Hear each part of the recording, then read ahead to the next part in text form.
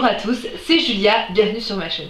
Aujourd'hui, on se retrouve avec une nouvelle recette sucrée et en plus de ça, une recette américaine. Je suis une grande fan de la cuisine américaine comme vous avez pu le comprendre dans les dernières vidéos.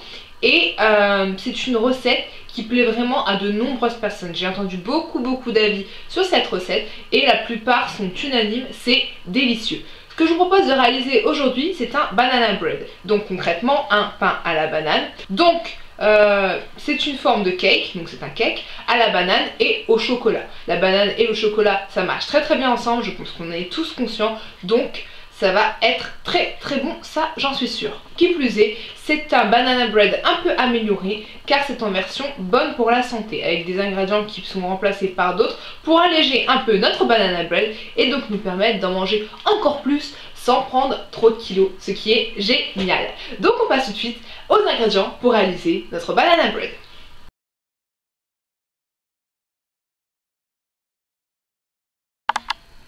Pour réaliser un banana bread version allégée avec environ 12 parts, vous aurez besoin de 125 g de fromage blanc, c'est-à-dire l'équivalent d'un pot de yaourt. Ça peut être aussi un autre type de yaourt, ce que vous voulez. De 3 bananes très mûres. Vraiment, si vous avez des bananes qui sont un peu dures, évitez, prenez vraiment celles au plus mûres. De 2 œufs.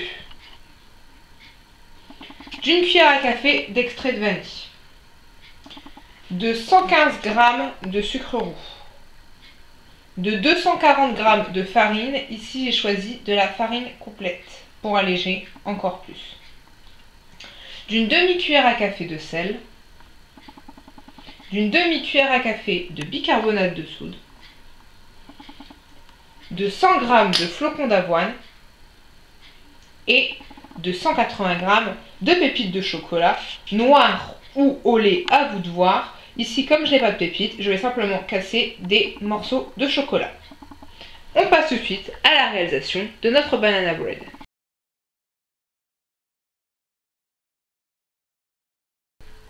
Alors tout d'abord, avant de commencer la recette, on va préchauffer notre four à 180 degrés Celsius. Alors tout d'abord, vous allez éplucher vos 3 bananes et les mettre dans un plat et venir les écraser à la fourchette.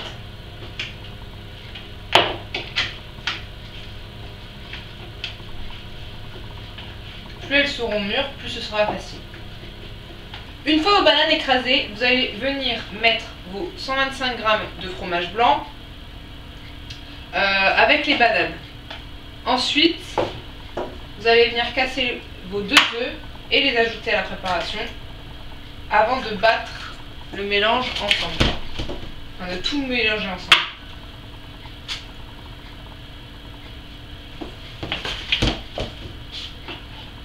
Donc vous mélangez bien jusqu'à temps que le mélange soit assez homogène. Donc s'il y a des morceaux, c'est normal. C'est toujours les tiges de banane. Une fois que vous avez bien tout mélangé, vous allez venir ajouter votre cuillère à café d'extrait de vanille. Je fais à l'œil, mais vous faites pas ça.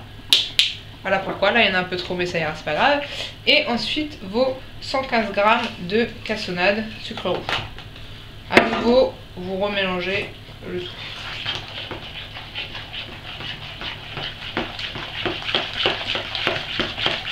Une fois que votre mélange est bien homogène, vous allez pouvoir ajouter la farine. Ici, j'ai utilisé de la farine complète, mais normalement c'est de la farine blanche. Après, vous pouvez mettre n'importe quelle farine. Il y en a même qui le mettent avec de la farine de châtaigne pour avoir un banana bread à la châtaigne. Bon, la farine complète, ça allège, c'est pour ça que je l'utilise. Après, une demi-cuillère à café de sel. Je fais encore à l'œil, mais faites-le plutôt à la cuillère. Et une demi-cuillère à café de bicarbonate. Donc ça, je vais pas le faire à la main. Voilà. Alors, normalement, vos ingrédients secs doivent être mélangés séparément, c'est-à-dire que la farine, le sel et le bicarbonate de soude doivent être mélangés dans un autre plat, c'est-à-dire ce plat-là que j'avais prévu pour. Comme je suis tête en l'air et que je fais plein de trucs en même temps, je complètement oublié et donc j'ai tout mélangé. C'est pas très grave, mon gâteau va cuire quand même, mais il poussera moins. Donc ne faites pas comme moi, mélangez votre farine, votre sel et votre bicarbonate de soude d'abord dans un autre récipient et une fois que tout est bien mélangé, vous pourrez le transvaser dans la préparation liquide, c'est-à-dire le mélange d'œufs, etc. Et là, cette fois, vous pourrez mélanger et plus vous mélangerez, plus votre banana bread sera dense. Donc après, c'est à vous de voir. Soit vous mélangez très peu, soit vous mélangez beaucoup pour qu'il soit dense. Et donc comme je le dis, ne faites pas l'erreur, mélangez d'abord les ingrédients secs ensemble avant de les ajouter. Une fois que vous avez bien tout incorporé à votre préparation, vous allez venir ajouter vos flocons d'avoine avec votre chocolat. Ici je l'ai coupé en morceaux, mais si vous avez des pépites ce sera franchement mieux parce que c'est très dur de couper du chocolat comme ça. Et vous versez et vous mélangez. Prenez un plat assez grand parce que c'est pour 12 personnes, donc comme vous pouvez voir mon plat est juste. Et par rapport au chocolat, ici je vous ai dit 180 grammes, mais c'est vraiment comme vous voulez en fait, selon vos envies.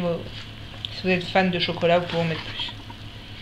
Une fois que vous avez bien mélangé votre pâte, vous allez pouvoir la mettre dans un moule. Ici j'ai pris donc un moule à cake, un moule rectangulaire, ce qui est mieux donc pour faire une forme de cake. Après si vous voulez le faire dans un rond, vous le faites en forme de rond, mais bon, la banana bread c'est mieux sous forme de cake. Et je l'ai préalablement graissé avec du beurre allégé pour ne pas trop rajouter de gras. Et je vais venir déposer ma pâte qui est assez épaisse à cause en partie de l'avoine, hein, parce que farine plus flocon d'avoine, ça rend bien épais le mélange qui était bien liquide à la base. Donc vous versez le tout de votre pâte dans ce moule.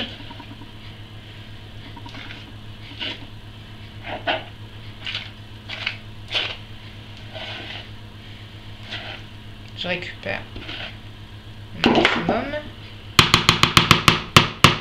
Évitez d'en mettre partout comme j'ai fait, hein, faites comme vous pouvez.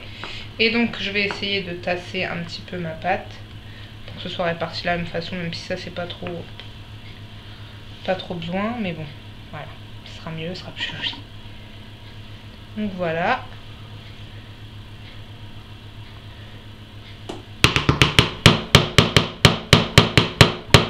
Je vais maintenant enfourner